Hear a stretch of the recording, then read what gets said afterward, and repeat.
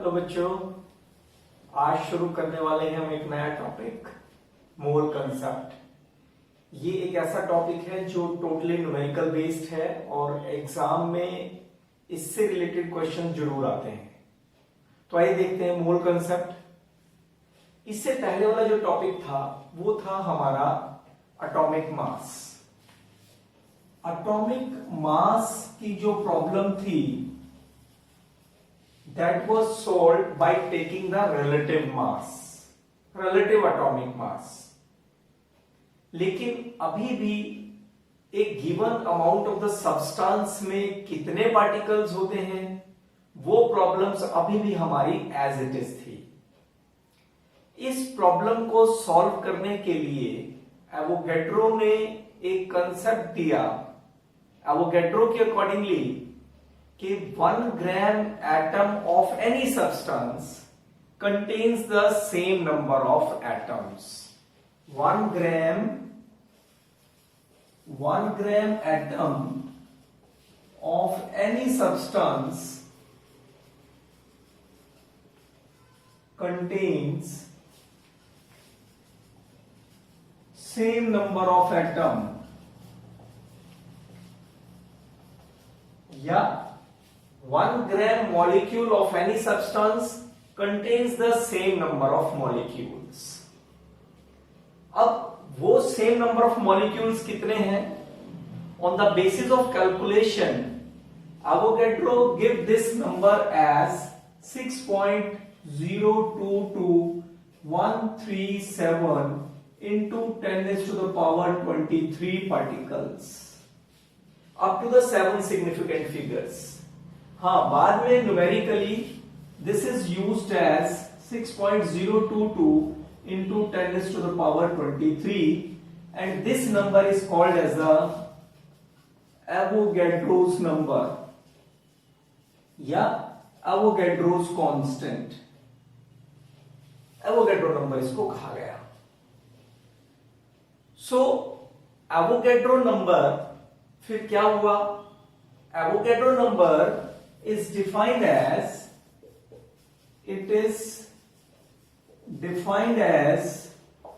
the number of atoms present in 1 gram atom of an element। यानी एक किसी भी एलिमेंट के 1 ग्राम एटम में जितने भी एटम्स होते हैं वो एवोगैड्रो नंबर होता है। यदि हम किसी सब्सटेंस की बात कर रहे हैं तो फिर क्या आ जाएगा? Number of molecules present in 1 gram molecule of the substance. ये एवोगैड्रो नंबर को डिफाइन किया गया on the basis of these observations. फिर एवोगैड्रो नंबर को यूज हमने कहां करना था? To count the substance, to count the particles in a substance. फिर एवोगैड्रो नंबर को हमने यूज करना था to determine the number of particles in a substance या number of atoms in A given element. Avogadro ने फिर क्या कहा? The amount of substance that contains the Avogadro number particles that is called as a 1 mole। amount of substance that contain Avogadro number particle is called 1 mole। उसको क्या कहा गया? मोल कहा गया। इसका मतलब क्या हुआ कि किसी भी सब्सटेंस के 1 मोल में एवोगैड्रो नंबर ऑफ पार्टिकल्स होते हैं। तो इसलिए फिर मोल क्या हुआ? मोल एक्चुअली क्या हुआ? फिर मोल is the unit of counting particles. किसी सब्सटेंस में पार्टिकल्स को काउंट करने का यूनिट हुआ मोल। बिल्कुल उस तरीके से जैसे 12 आर्टिकल्स के कलेक्शन को हम एक डजन बोल देते हैं, या 144 आर्टिकल्स के कलेक्शन को हम स्कोर बोल देते हैं, तो उसी तरीके से this much number of particles is called as a 1 mole. उसको क्या कहा गया? 1 मोल कहा गया। अब यदि हम बात करें किसी गैसियस सब्सटेंस की, गैसेस भी हो सकते हैं सब्सटेंस, तो इन केस ऑफ गैसेस जो मोल होगा वो कितना होगा? 1 mole of A gaseous substance is equal to 22.4 liter at STP. STP means standard temperature pressure, यानी जब टेम्परेचर 0 डिग्री सेल्सियस है और 1 एटमॉस्फेरिक प्रेशर है। हाँ, यहां पर एक बात जरूर ध्यान रखना, कहीं कहीं पर हम कुछ एक जगह पर 22.7 लीटर होगा लिखा हुआ, लेकिन ध्यान रखिएगा वहां टेम्परेचर 0 डिग्री सेल्सियस लेकिन प्रेशर 1 बार होगा। प्रेशर कितना होगा? 1 बार होगा। तो जनरली हम क्या यूज करेंगे? 22.4 लीटर एट एसटीपी यानी 0 degree Celsius and 1 atmospheric pressure. कई बार हम मोल से भी छोटे यूनिट काउंटिंग के लिए यूज करते हैं, जैसे 1 मिली मोल, that is equal to 10 raised to the power -3 मोल। कई बार हम माइक्रोमोल यूज करेंगे, माइक्रोमोल होगा 10 raised to the power -6 मोल, और कहीं कहीं पर हम नैनोमोल भी यूज करेंगे 10 raised to the power -9 मोल। तो ये था एक मोल के बारे में। अब हम डिफाइन करेंगे मोल्स को डिफरेंट तरीकों से, यानी मोल को हम डिफाइन करेंगे मास की टर्म में, मोल को हम डिफाइन करेंगे नंबर और उसको वॉल्यूम की टर्म में। सबसे पहले लेते हैं mole in terms of mass. Mole in terms of mass, actually mole is the amount of substance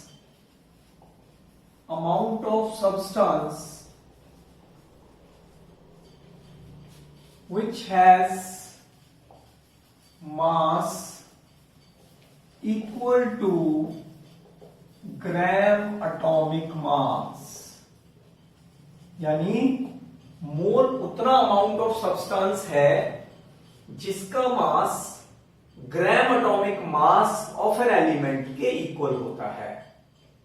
यदि हम एलिमेंट की बात कर रहे हैं, suppose 1 gram atom of nitrogen, nitrogen का एटॉमिक मास 14 होता है, तो ग्राम एटॉमिक मास कितना हो गया? 14 ग्राम। सपोज 1 ग्राम एटम ऑफ, यदि हम ऑक्सीजन की बात करें तो 16 एटॉमिक मास होता है, तो इसलिए 16 ग्राम हो गया। यदि मैं किसी सब्सटेंस की बात करूं तब क्या हो जाएगा डेफिनेशन?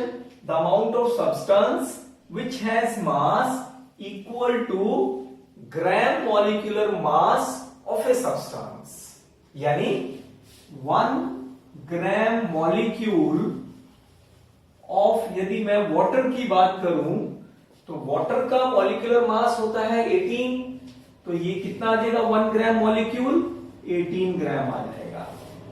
इसी तरह यदि मैं 1 gram molecule of carbon dioxide की बात करूं तो कितना हो जाएगा? ये 44 ग्राम होता है ग्राम मॉलिक्यूलर मास, तो इसलिए कितना हो जाएगा? 1 gram molecule of carbon dioxide 44 gram. अब हम बात करते हैं mole in terms of number. Number की टर्म में मोल को हम कैसे डिफाइन करेंगे? Mole actually is the amount of substance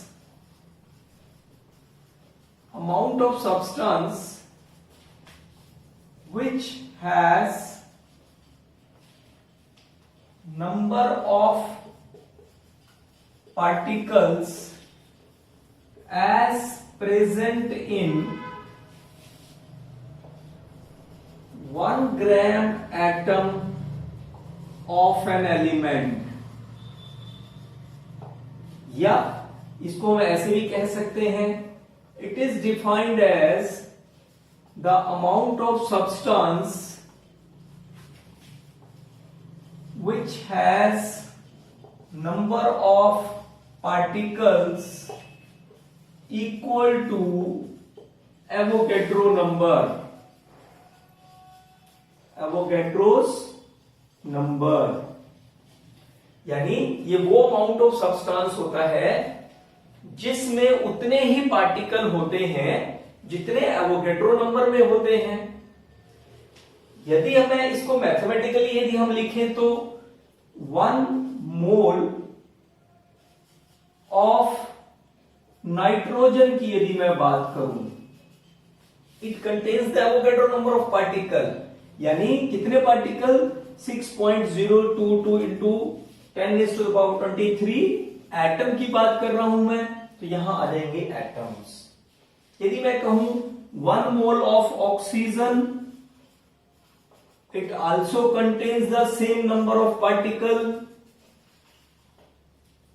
यदि मैं कहता हूं 1 mole of carbon dioxide molecule, then it also contains the Avogadro number of molecules. यदि मैं 1 मोल ऑफ एनी आयन की बात करता हूं तो एवोगैड्रो नंबर ऑफ आयन्स आ जाएंगे। अब यदि इन दोनों डेफिनेशंस को हम क्लब करें, 1 mole of a substance equal to gram atomic mass होता है, and 1 mole of any element is equal to the Avogadro number of the atoms होता है। तो इसलिए यदि मैं 1 मोल ऑफ नाइट्रोजन की बात करूं, according to first definition 1 mole of nitrogen is 14 gram which has number of particles equal to the Avogadro number, यानी Avogadro number atoms। यदि मैं 1 मोल ऑफ ऑक्सीजन की बात करूं, then it is 16 gram, this is also equal to the Avogadro number of atoms। इसका मतलब ये हुआ कि यदि मैं नाइट्रोजन की बात कर रहा हूं तो नाइट्रोजन के इतने एटम्स का वेट 14 ग्राम होगा, या यदि मैं 14 ग्राम ऑफ नाइट्रोजन ले रहा हूं तो उसमें इतने नंबर ऑफ एटम्स होंगे, लेकिन उतने ही एटम्स ऑक्सीजन के कब होंगे, जब उनका वेट 16 ग्राम होगा। अब हम बात करेंगे mole in terms of volume, mole in terms of volume। Mole is defined as the amount of gas substance which has volume 22.4 liter at STP, यानी किसी भी गैसियस सब्सटेंस के केस में जो 1 मोल होता है एसटीपी पर वो 22.4 लीटर के इक्वल होता है। 1 मोल, यदि मैं बात करूं 1 mole of carbon dioxide gas, so this is equal to 22.4 litre at STP. इसी तरह यदि मैं 1 मोल ऑफ ऑक्सीजन गैस की बात करूं, this is also equal to 22.4 litre. यदि मैं 1 मोल ऑफ नाइट्रोजन की बात करूंगा, this is also equal to 22.4 litre. अब यदि मैं इसको मास के साथ कनेक्ट करता हूं, मास वाली डेफिनेशन के साथ, तो 1 mole of carbon dioxide gas equal to gram molecular mass, यानी equal to 44 gram, which has number of molecule equal to 6.022 into 10⁻23 molecules.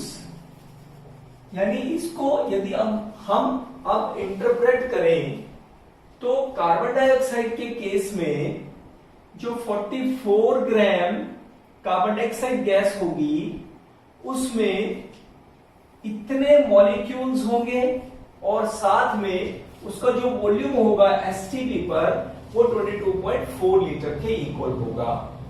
इसी तरह से यदि मैं ऑक्सीजन की बात करूं, oxygen is 32 gram which is equal to 6.022 into 10 raised to the power 23 molecules, यानी 32 ग्राम ऑक्सीजन एसटीपी पर उसका वॉल्यूम 22.4 लीटर होगा और उसमें एवोगैड्रो नंबर ऑफ मॉलिक्यूल्स होंगे। In a similar way in case of nitrogen, जिसका ग्राम मॉलिक्यूलर मास कितना होता है 28 ग्राम, which also have the Avogadro number of molecules। तो इस तरीके से इस कंसेप्ट के बेस पर हमें बहुत सारे न्यूमेरिकल्स अटेम्प्ट करने हैं, तो उसके लिए जरूरत है हमें फॉर्मूलेज की। दो फॉर्मूले जो ऑफनली यूज होंगे इसमें वो क्या होगा, नंबर ऑफ मोल्स यदि हमें निकालने हैं और हमें मास ऑफ द सब्सटेंस दिया हुआ है तो उसको हम उसके मोलर मास से डिवाइड करेंगे तो हमें नंबर ऑफ मोल्स मिलेंगे। या हमें मास ऑफ द सब्सटेंस निकालना है, नंबर ऑफ मोल्स पता है तो number of moles mass equal to number of moles into molar mass, ये फॉर्मूला हम लोग यूज करने वाले हैं। But in case if number of particles are given then moles फिर कैसे कैलकुलेट करेंगे, moles equal to the number of particles given. Particles हम वर्ड यूज कर रहे हैं, यदि एलिमेंट है तो उस केस में एटम्स हो जाएगा, यदि मॉलिक्यूल्स है तो उस केस में यहां पर कोई सब्सटेंस है तो उस केस में यहां पर मॉलिक्यूल्स हो जाएगा, और यदि कोई आयनिक कंपाउंड है उसके एक पर्टिकुलर आयन के बारे में बात कर रहे हैं तो यहां पर नंबर ऑफ आयंस हो जाएंगे, divided by the Avogadro number that is N0, या इसको हम Na से भी कई बार रिप्रेजेंट करते हैं which is called as a Avogadro constant.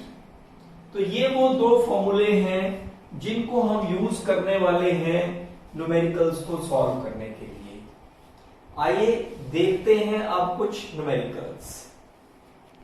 आइए देखते हैं first numerical, calculate the number of moles in 10 gram of calcium carbonate. बहुत सिंपल मॉलिक्यूल से सिंपल न्यूमेरिकल से शुरुआत करेंगे।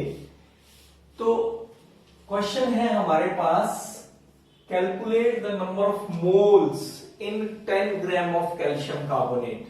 सबसे पहले हम फॉर्मूले बेस्ड करेंगे और फिर यूनिटरी मेथड भी हम साथ ही अप्लाई करके देखेंगे। सबसे पहले फॉर्मूला क्या है इसका, यदि हमें मास ऑफ द सब्सटेंस पता हो तो हम नंबर ऑफ मोल्स कैसे कैलकुलेट करते हैं, mass of the substance given divided by the molar mass. Mass of the substance हमें पता है 10 ग्राम है, तो मोलर मास हम कैसे कैलकुलेट करेंगे, molar mass of calcium carbonate sum of atomic masses, atomic mass calcium का 40, कार्बन 12 प्लस ऑक्सीजन 16 होता है, लेकिन कितने ऑक्सीजन है 3, तो कितना हो गया ये 40 प्लस 12 प्लस 48 यानी 100 यूनिट।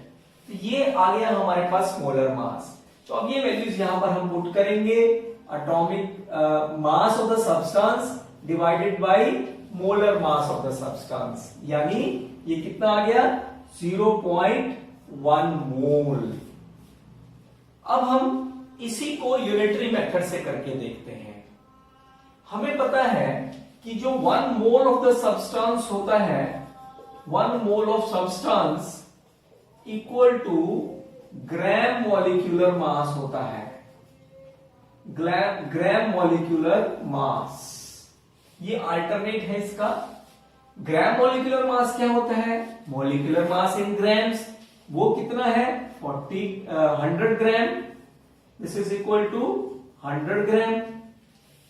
इसका मतलब ये हुआ कि 100 gram of calcium carbonate equal to 1 mole. हमें कितना सब्सटेंस दिया हुआ 10 ग्राम ऑफ कैल्शियम कार्बोनेट, तो ये कितना आ गया 1/100 इंटू 10, दिस गिव्स 0.1 मोल। अब देखते हैं दूसरा question. Calculate number of molecules in 22 gram of carbon dioxide. Formula से पहले करते हैं, number of moles is equal to the number of molecules divided by the Avogadro number। Number of molecules कितने दिए हुए हैं हमें, नंबर ऑफ मॉलिक्यूल्स तो हमें कैलकुलेट करने हैं और हमें मोल्स भी नहीं पता है। तो या तो हम क्या करें, पहले वेट ऑफ द सब्सटेंस से हम क्या निकालेंगे, मोल्स निकालेंगे।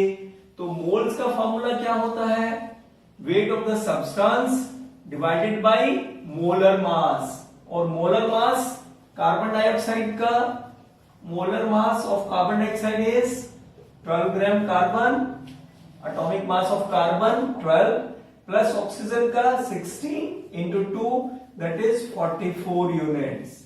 यानी मोल्स में कितने आ जाएंगे, wait of the substance divided by molar मास, यानी ये कितना हो गया 1/2 यानी 0.5 मोल आ गए। और जब मोल आ गए हमारे पास तो उस मोल की वैल्यू को हम यहां पुट करेंगे, 0.5 mole equal to number of molecules हमने निकालने हैं divided by the Avogadro particles 6.022 into 10⁻23, यानी 0.5 इंटू 6.022 इंटू 10⁻23, इतने नंबर ऑफ मॉलिक्यूल्स आ जाएंगे। और जब इसको कैलकुलेट करेंगे तो ये हो गया 1/2, 2 से डिवाइड करेंगे तो 3.011 इंटू 10⁻23 मॉलिक्यूल्स। आइए देखते हैं कुछ और न्यूमेरिकल इसी पर बेस्ड। नेक्स्ट न्यूमेरिकल है calculate the mass of carbon dioxide which contains the same number of molecules as are contained in 40 gram of oxygen। यानी जितने 40 ग्राम ऑफ ऑक्सीजन में मॉलिक्यूल्स हैं, यदि उतने ही मॉलिक्यूल कार्बन डाइऑक्साइड के हो तो उनका मास कितना होगा। इसका मतलब क्या है कि हमें पहले ये निकालना होगा कि 40 ग्राम ऑफ ऑक्सीजन में कितने मॉलिक्यूल्स हैं। तो देखते हैं, हमें पता है कि 1 mole of oxygen is equal to 32 gram होता है और 1 mole is equal to Avogadro number of particles भी होते हैं, एवोगैड्रो नंबर ऑफ मॉलिक्यूल्स होते हैं।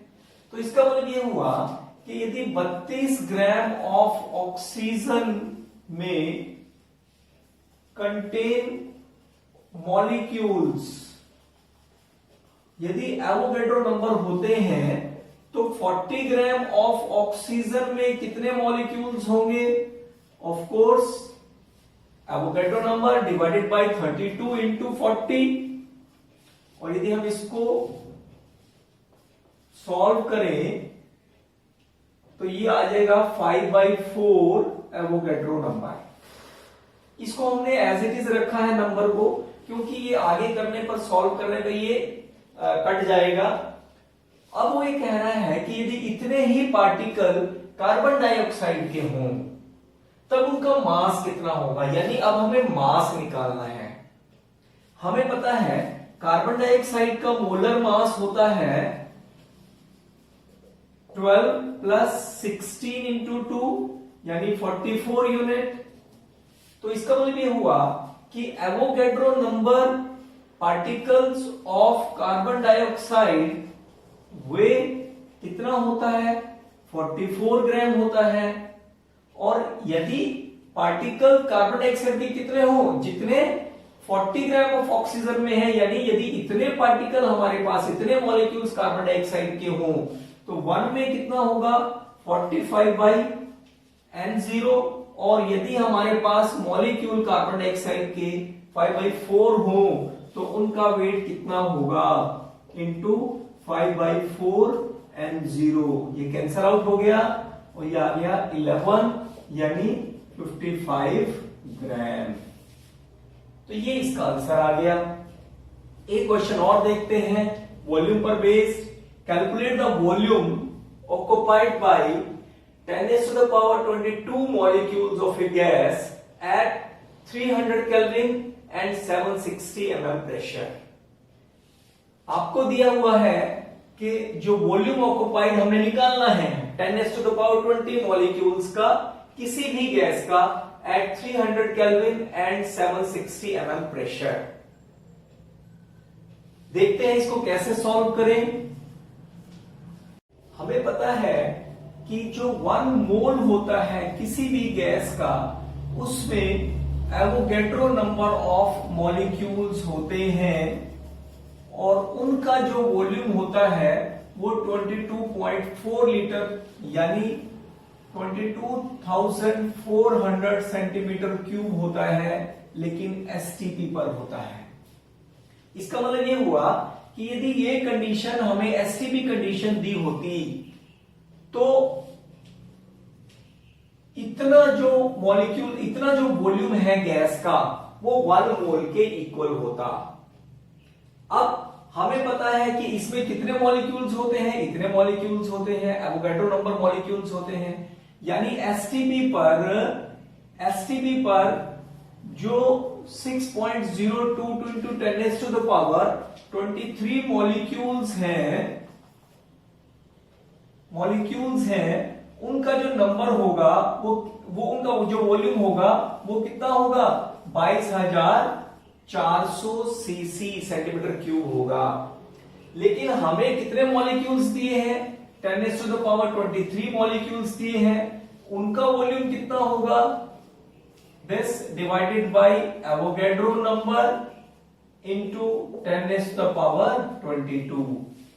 और इसको जब हम सॉल्व करेंगे तो ये 10 रह जाएगा, ये 60 हो जाएगा, और इसको डिवाइड करेंगे तो ये आएगा 372 point something like 1 centimetre cube. लगभग इतना वॉल्यूम आ जाएगा एक्सपेरिमेंट एसटीपी कंडीशंस पर। लेकिन हमें तो इन कंडीशंस पर निकालना है वॉल्यूम ऑक्युपाइड। जब हमें इस टाइप से चेंज करना होता है तब हम यूज करते हैं कंबाइंड गैस लॉ। ये आगे आने वाले चैप्टर में हम लोग पढ़ने वाले हैं। और कंबाइंड गैस लॉ होता है P1V1/T1 is equal to P2V2/T2। ये एसटीपी कंडीशंस हैं और ये गिवन कंडीशंस हैं, ये गिवन कंडीशंस हैं। अब एसटीपी कंडीशन पर प्रेशर कितना हमें दिया हुआ है 760। वॉल्यूम कितना है, वॉल्यूम हमें पता है कितना हुआ 372.1 सीसी। टेम्परेचर कितना दिया हुआ है एसटीपी कंडीशन पर 273 kelvin equal to given conditions पर प्रेशर हमें इसी प्रेशर पर निकालना है 760 mm पर। वॉल्यूम हमने निकालना है, टेम्परेचर कितना है हमारे पास 300 kelvin. Now calculate the V2।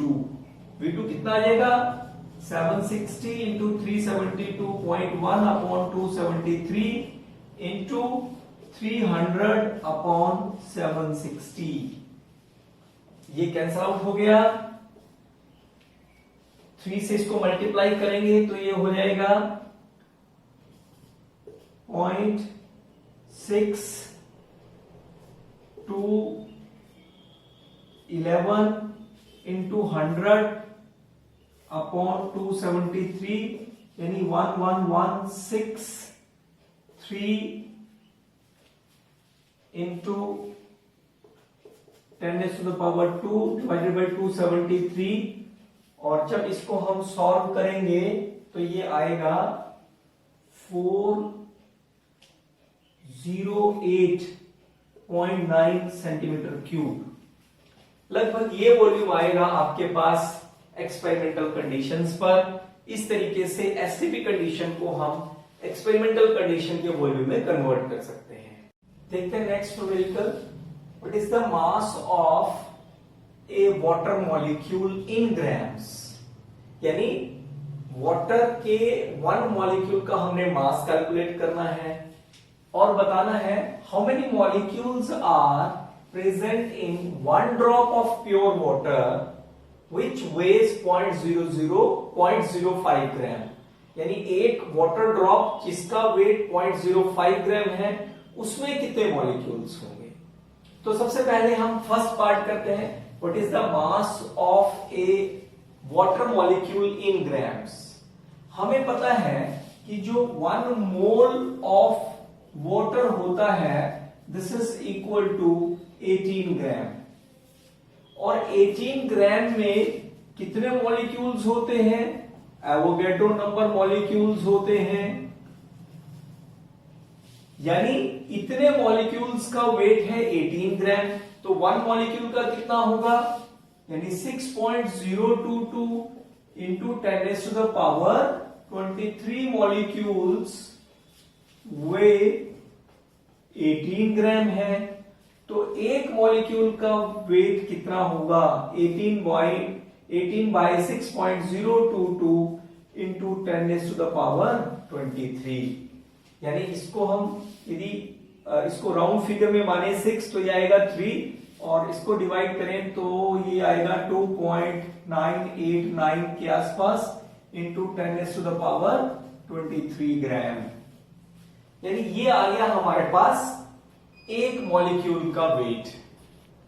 अब हम देखते हैं कि 0.05 ग्राम यदि वे है प्योर वाटर की एक ड्रॉप का तो उसमें कितने मॉलिक्यूल्स होंगे। हम क्या करें, पहले इसको मोल्स में कन्वर्ट कर लें और उसका फॉर्मूला है हमारे पास moles is equal to weight of the substance divided by molar मास।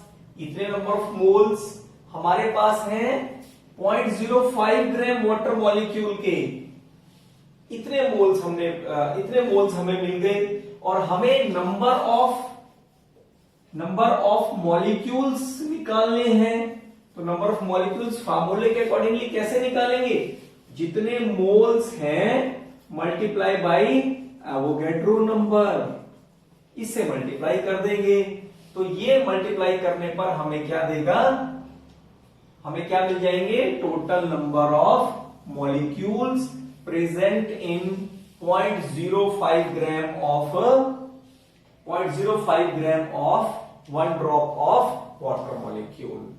सो ये था बच्चों कुछ एक numericals based on the mole concept. आप इसके रिगार्डिंग न्यूमेरिकल्स की प्रैक्टिस जरूर करते रहिए। नेक्स्ट लेक्चर में हम लोग करेंगे कुछ problems based on the empirical and molecular formulae and the problems involving the mole concept in solution. Thank you.